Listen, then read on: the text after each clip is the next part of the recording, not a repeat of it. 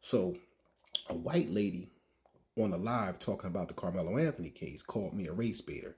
So that's one of the things they love to do, right? They like to take a word that we used against them, turn it around, and use it against us. You wake up to breaking headlines that rattle every social feed. Karmelo Anthony's mom has just been indicted for first-degree mrder asterisk. But this time, it's not based on speculation, rumors, or anonymous sources. It's real, because the evidence, it came from the very place she thought would protect her, her job. You're not the only one who feels the weight of it. Reporters crowd around the courthouse steps, their voices hushed like they're afraid to say the truth out loud. Inside, murmurs swirl around a single bombshell detail. Karmelo's mother's work records show she wasn't where she claimed to be the night Austin Metcalf was killed. For weeks, she insisted she was working late, clocked in, logged out, no questions asked. But prosecutors subpoenaed her employer's internal logs, and what they found doesn't just poke holes in her alibi, it destroys it. Time-stamped security footage, employee badge scans, and digital location pings all say the same thing. She left the building nearly 2 hours earlier than she claimed. No authorized overtime, no legitimate excuse, just a silent gap in time that now screams louder than any testimony. And you can feel the ripple effect. Inside the courtroom, her legal team scrambles, visibly shaken. One of the attorneys mutters something under his breath, clutching a yellow folder of printouts, likely the very timestamps sealing her fate. Even Karmelo, sitting 2 rows back, looks like the wind's been knocked out of him.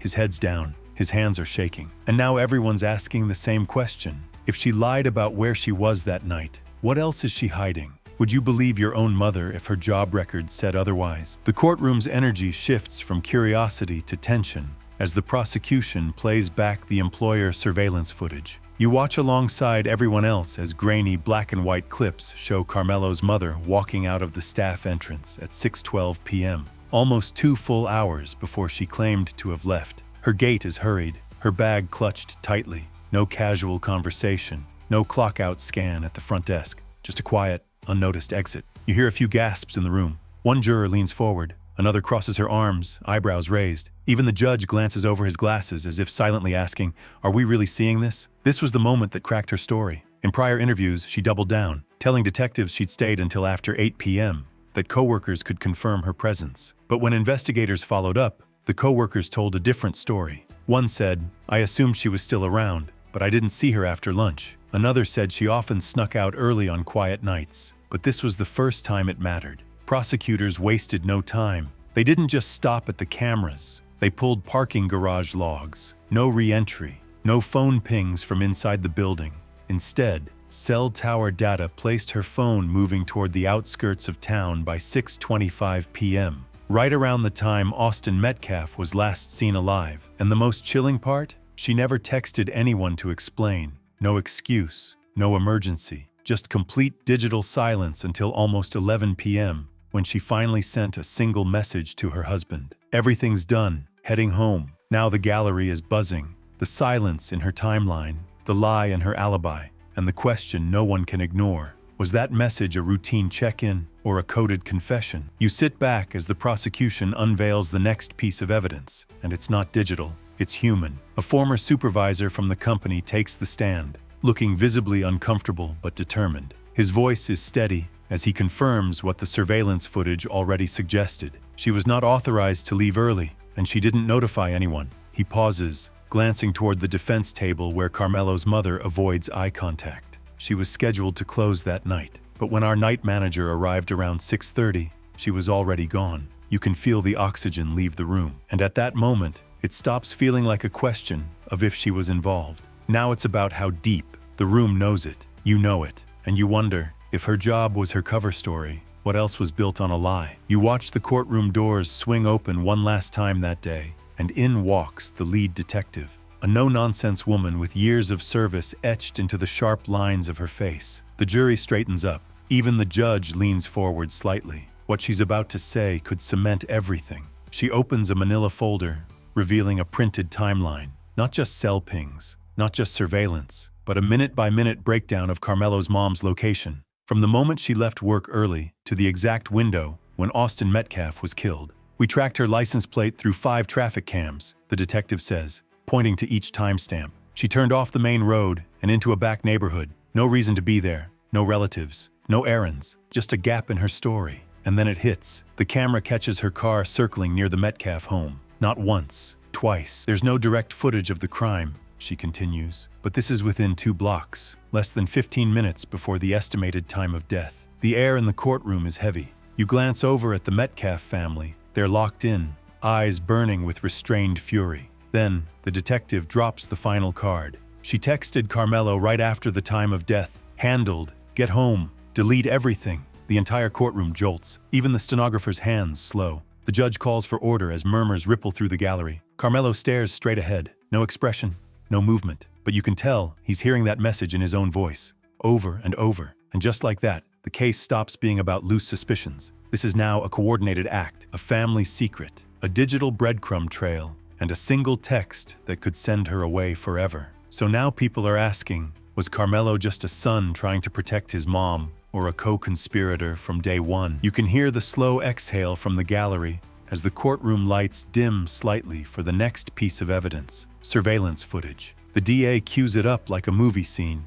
but no one's breathing because they all know what's coming. The screen flickers to life with grainy footage from a discount store. It's time-stamped just 24 hours before the murder. A woman in a hoodie, sunglasses on, walks casually down the aisle. The clerk narrates from the stand. She came in alone, didn't ask for help, went straight to aisle 7, grabbed the knife set, click. Another angle shows her at checkout. She pays in cash, doesn't speak, click. Next frame, she walks out, tosses the receipt in the trash outside, almost like she knew to erase the trail. The prosecutor zooms in on the frame, freezing it just as the hoodie slips slightly off her shoulder. Clear shot of her neck tattoo. The courtroom gasps. That tattoo has been seen before, on the very woman now sitting at the defense table. She never returned that set, never reported it stolen, the DA says, voice cold. And the blade used in the killing, same model, same serial batch. You shift in your seat as reality hardens. This isn't coincidence anymore. It's premeditation, mapped, purchased, executed. Karmelo's face is stone, but his hands grip the edge of the table. You can see the restraint, maybe rage, maybe shame. And then the Metcalf family's attorney leans over to whisper something to them. You can't hear it, but the mother nods. Once. The courtroom isn't just processing a crime now, it's witnessing the unraveling of a family. The same woman who once packed school lunches is now seen buying the very weapon that took someone's life. And the unspoken question spreads through every mind in the room. What kind of mother prepares for murder and still makes it home in time for dinner? You start to notice the subtle shifts in the jury. One woman folds her arms tighter. A man scribbles a note without looking up. The energy is changing because now the prosecution is laying out a paper trail that leaves almost no room for doubt. The state's forensic accountant takes the stand, glasses low on his nose, flipping through a folder thicker than a phone book. What we're looking at, he says, is a series of bank withdrawals and wire transfers that directly precede the purchase of the murder weapon and the days following the crime. He clicks a remote. A projector flashes. $6,700 withdrawn in cash, then another $9,000. 2 wire transfers totaling $40,000. One to a private account in Karmelo's name, another to a holding company registered just 6 months ago. Then, a receipt appears on screen. It's from the same store where the knife set was bought. Paid in full, he says, with a stack of crisp, sequential bills, withdrawn just 30 minutes prior. But it's the next document that punches the air from the room. A text between Karmelo and his mother, days before the killing. Her, you sure it's the only way? Him, if you want it to stop, we finish it. You know what I mean? Gasps, then silence. No one moves. Even the defense attorney swallows hard. The accountant doesn't stop there. He unveils a timeline, payments, gas receipts, burner phone activation. It all lines up, like puzzle pieces they never thought anyone would put together.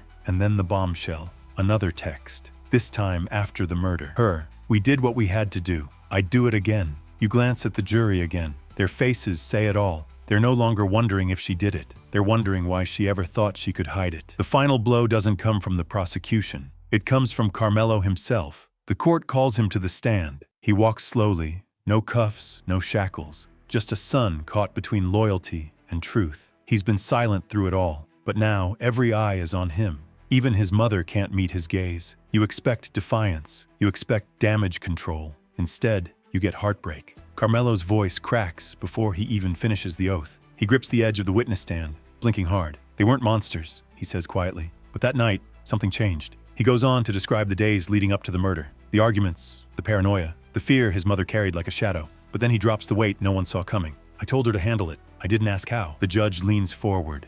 So does the gallery. The words hang heavy. I didn't know she'd go that far, but I also didn't stop it. A hush falls. One of the Metcalfs begins to cry. The prosecution doesn't need to press further. The damage is done. The jury now sees the full picture, not just of a planned killing, but of a family who crossed every moral line together. When Karmelo steps down, he doesn't return to the gallery. He walks out a side door, alone. The judge sets the trial to resume for final arguments next week. But for most in that courtroom, the verdict is already written in the silence that followed Karmelo's testimony. A mother premeditated, a son enabled, and a family destroyed. And as the doors swing open and the reporters flood in, one question remains. If blood makes you family, what makes you guilty?